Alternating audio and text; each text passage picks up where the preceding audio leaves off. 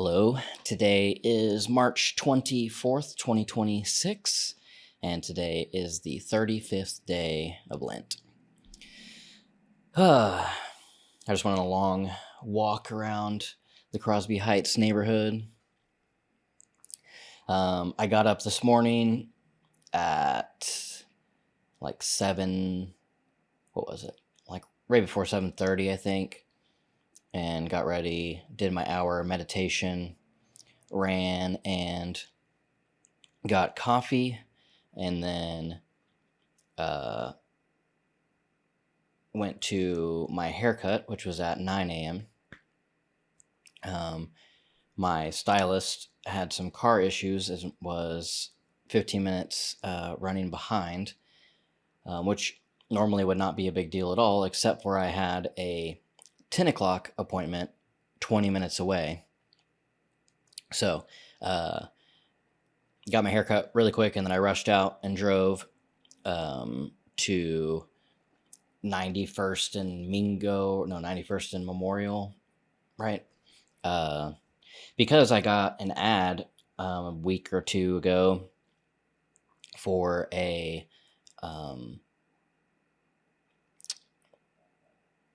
clinical trial for a wart treatment, and I've had this.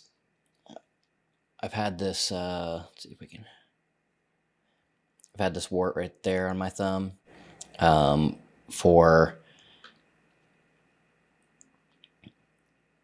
15 years, but it started up here and then went away, and then probably 10 years ago it came back small right there, and every over-the-counter treatment that I have tried, and I've tried it multiple times. Like, there's this kind of acid stuff. I don't know exactly what it is, but you like paint it on there essentially, and you just like keep applying it every day, and that worked the first time to get rid of it, but it's not worked for this.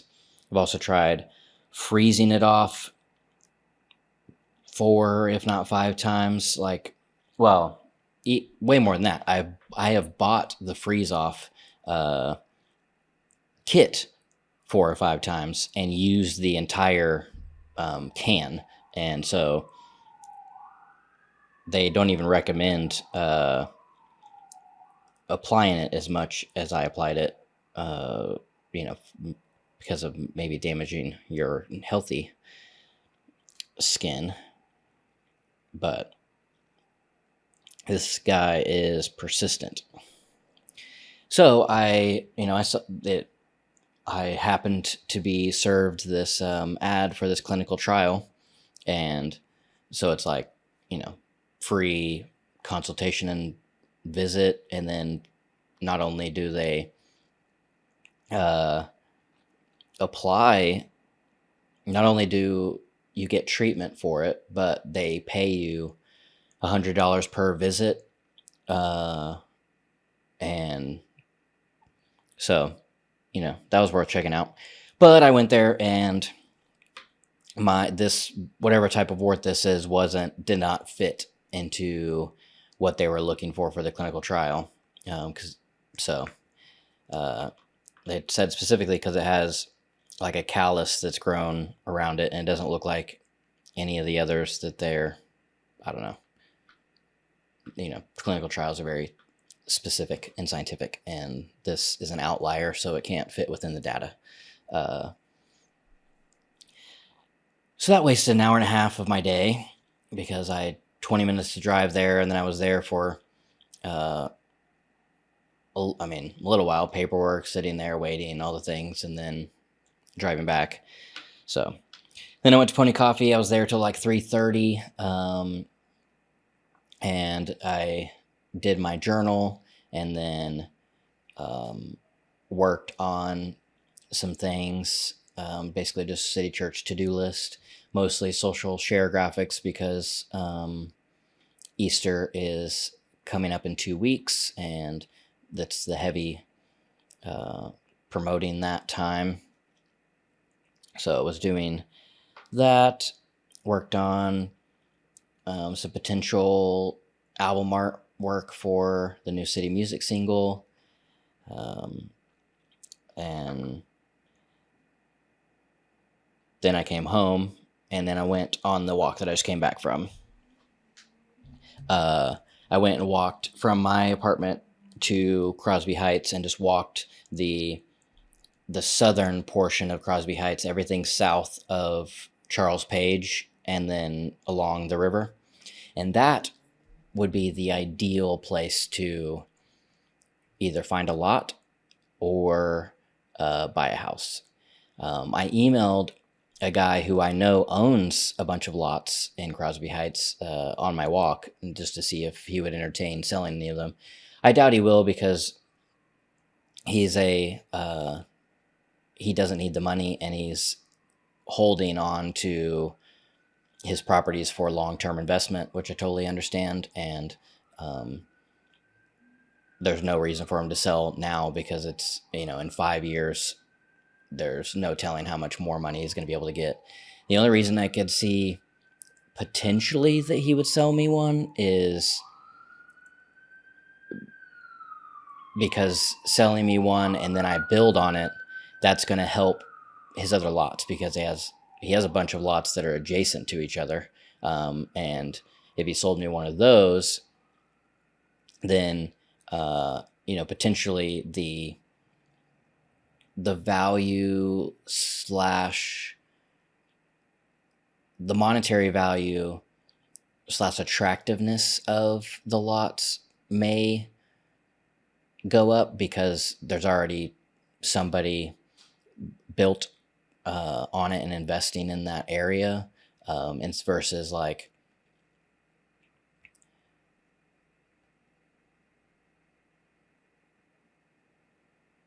yeah.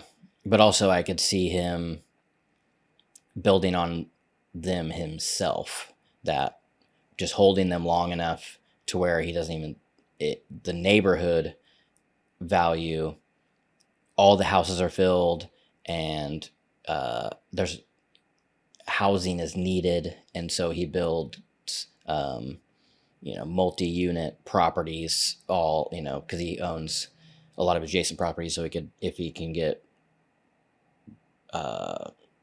what do you call that, like coded for it or whatever, could build a large multi-unit situation. But anyways, doesn't hurt to ask, so send him an email to ask.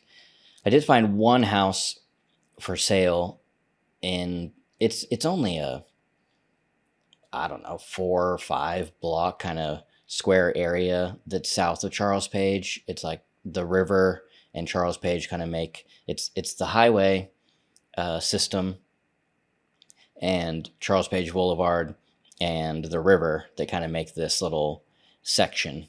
And I found one house in there that was for sale, and it's a little above my budget, because they're listing it for $230,000. It's a nice big house, but yeah, 235. Looks like they lowered the price 13,000. I don't know when, but recently, since listing it, I suppose I should say. It last sold in 2024 for 144,000, and now they're asking 235. So they're really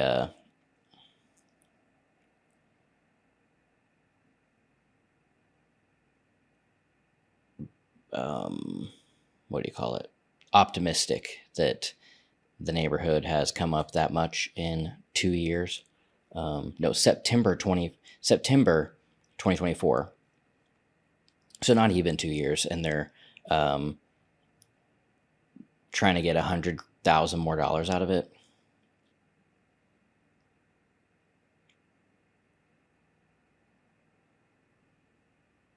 So I'll keep a watch on that. I've had it listed for 132 days.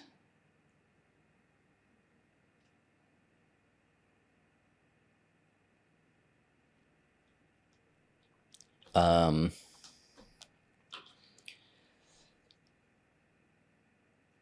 but that where it's at, that house particularly, but this neighborhood, it's uh, I really love the idea of living there because it's this little area, and the walk to downtown, I just did it. I mean, it's not that. I just walked for an hour and walked the entire thing around and also back to my apartment. Uh, and there is the street that the house for sale, the street that it's on. You just walk south a few houses, and then there's a bridge, and the bridge takes you over the river, and or not over the river. It takes you over the train tracks and right onto the river trails along Riverside, and so that is pretty awesome. It's like you're basically living on the river trails and living easy walking distance into downtown. Um, yeah, I love the idea of that. And I think if the right thing comes available, lot or house, that's what I'm holding out for. Um, One thing I am thinking is, or just basically what I want is to live in a loft. I love loft living. That's what I don't even know if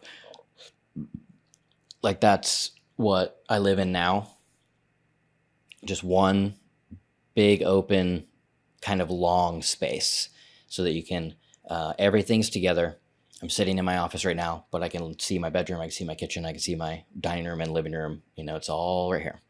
And that's what I love. It's what I want to keep. And it's essentially like a 4 to 5 car garage. And I'm like, one, if I could find a property like that just to buy and then make into a house, but then also buy a lot and build something that simple on it, where it probably can't be just a metal building garage because of code stuff, um, but a a cinder block building, and then 4 or 5 garage doors, depending on how the property is laid out. Have garage doors on both sides, or maybe on the ends, and and then just kind of windows on the. I don't know how it'd be, but I envision it with multiple garage doors on different sides, and so in their the glass garage doors, and then in the nice weather they can just be opened up and have kind of an indoor outdoor living situation. Being in Oklahoma, there's only a few months of the year that would be like feasible to have them open, and also having garage doors isn't the most energy efficient, so may have to consider these factors, but I just think that's what I dream about, because just maybe like a 20 feet wide. I don't know how wide my apartment is, but I'd want it to be at least the width of my apartment, and then since it's more of a long term home property, just a little bit wider than what my apartment is now. And I bet, yeah, I don't know what this is. This is probably less than 20. But I don't know what we'll say. Let's say 25 feet wide, and then by 100 feet long.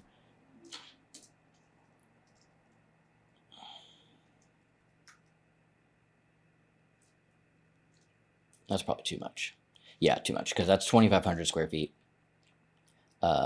So 75 feet long by 22 feet wide, 20 feet wide. Yeah, 1,500 square feet. So like 75 by 20 or 70 by 22 would be, something like that. So it's around, like, it could even be a little smaller and get where it's in the 1,200, but also it'd be nice for it to be that large so that there could actually be a one car garage, and then 1,200 square feet living space. But just that longer open space where I can have loft style living, but in my own house, and a little bit higher ceilings, and living room area, kind of open floating kitchen situation, maybe like a separating wall on wheels that I can move around and decide where I want to break up the space. Or maybe it's not a movable wall, but there's, one wall to separate the kind of bathroom and bedroom area. I mean,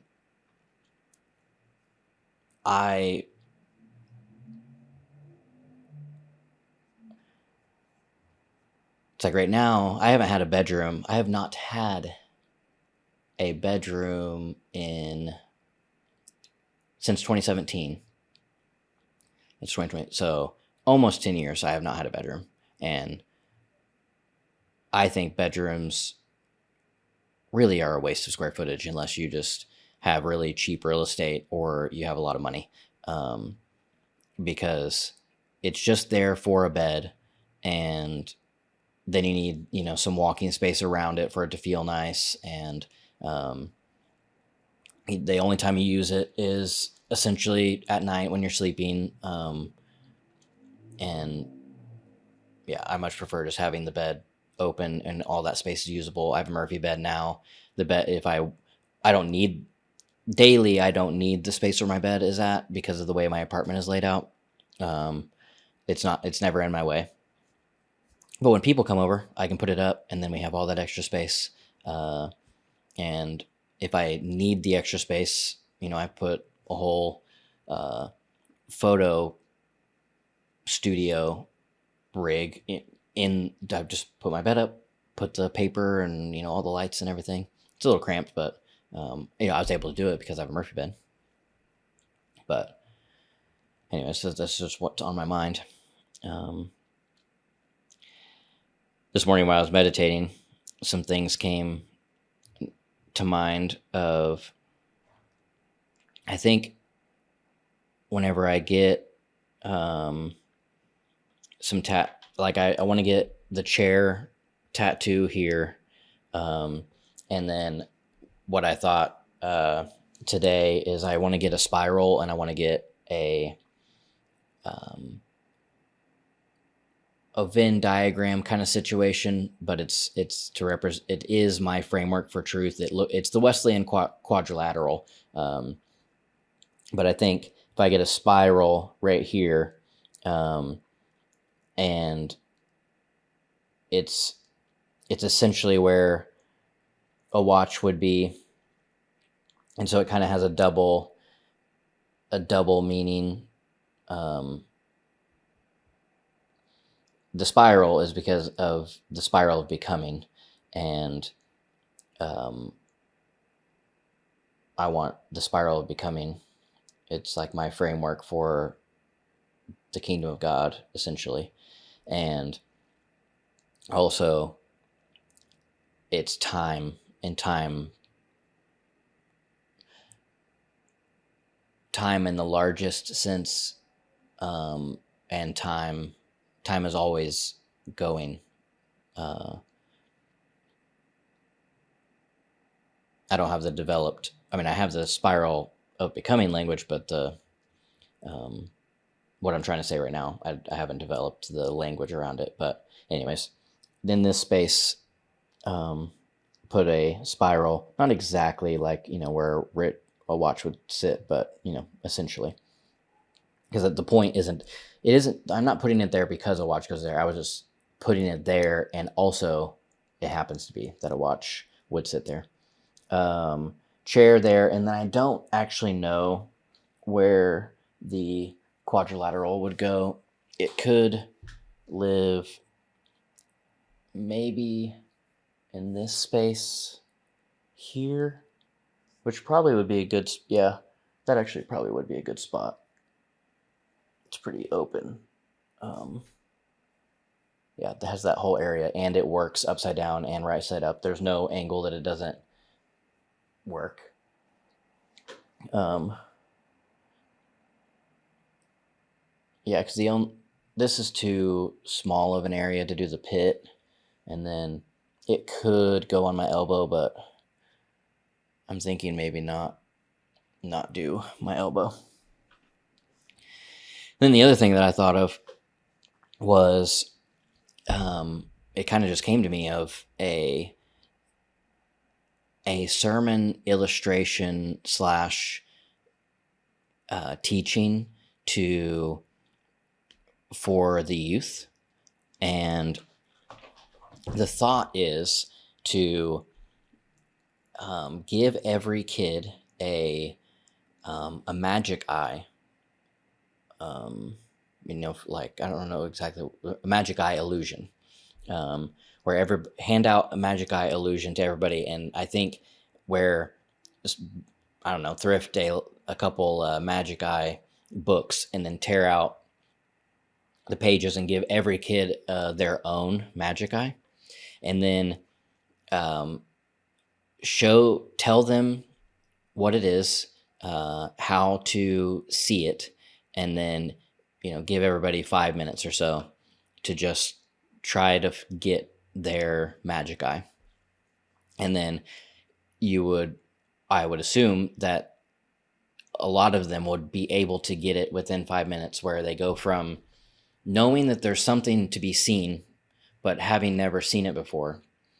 And then whenever a magic eye pops out, that feeling of, oh my gosh, it's a cowboy riding a horse. It's a whale, whatever. It's like you go from just staring at this thing and just like knowing that there's a way to see it. And then all of a sudden it's like, wait, there's something happening. And then you see it, and then you're there in this like 3D wild space, and you're seeing the shape of this thing. And then one thought is like, once you see it, come to me, tell me what it is, and I'll give you a reward. Or, whatever. And then after that 5 minutes is over, work out what the language would be for this, but to relate what just happened to the kingdom of God, that the kingdom is here, and the practices of Jesus lead us into the kingdom. And we can have faith in knowing that there are people that have seen the kingdom and know what it looks like. And they're trying to give us the instructions for how to live and see in the kingdom of God. And just like how before you were staring at this thing and you just you didn't know what you were looking at, you didn't know what you were looking for, and then all of a sudden you saw it, and then now you see it, and you want to show it to other people so they can also see it. And this is the kingdom of God. You can before you know it, you can believe that it's there, but then after you see it, you know that it's there. You've tasted and you've seen, you know what it looks like, and you want to share it with others because of how magical it is. You can also turn to somebody else and you can try to explain what you're seeing and even how to see it, but you can't make them see it. There's nothing that you can do to reveal it to them. They have to be the one to take the step of following the instructions and then being graced with the ability to see and enter into the kingdom. And this magic eye is God created you with magic eyes so that you can see magic with your eyes.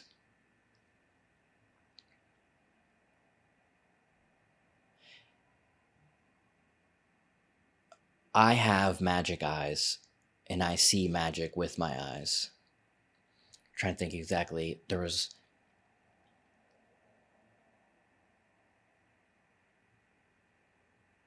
I have magic eyes and I see magic with my eyes. And even relating this to God created you in his own image to be able to see his image. And once you see the kingdom within you, then you see the kingdom in other people. Once you see Christ in yourself, then you see Christ in others. And your neighbor and you looking at each other, you are magic eyes seeing magic through your eyes. You are Christ, the embodiment of Christ, witnessing each other, seeing the Christ within them as they see the Christ within you. And this is the kingdom of God. And like fleshing that out into a teaching. But I think that illustration of the magic eye and letting these kids experience what it's like to not know. I mean, some of them I'm sure have done a magic eye, but I would also imagine that, I mean, these are not popular anymore. So, and a lot of those kids probably have never even tried it. And so to have that feeling of this 2D thing that looks like a pixelated gibberish, and then all of a sudden you come to see it, just I think that could really open them to what it means to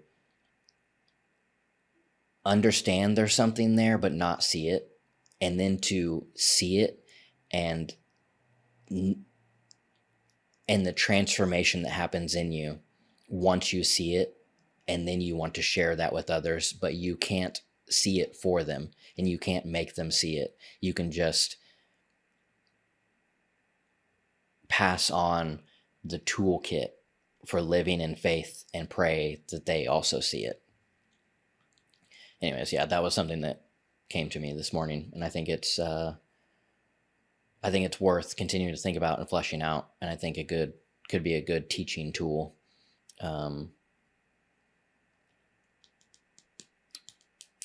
Yeah. Also, the girls at Pony Coffee today said that they don't have. We were talking about me being single and finding a girl for me, and all of them said that they don't have anybody in mind right now because they don't know anybody good enough for me. And one of them said, and I don't. She said something like, and I've never said that to anybody, and I truly. That is actually how I feel, that I don't know anybody good enough for you. And that was, a special thing to hear. And it's not that nobody is good enough for me. It's that, the sense of the word that you get it. You understand the sense of the word that I'm trying to say. But see you tomorrow.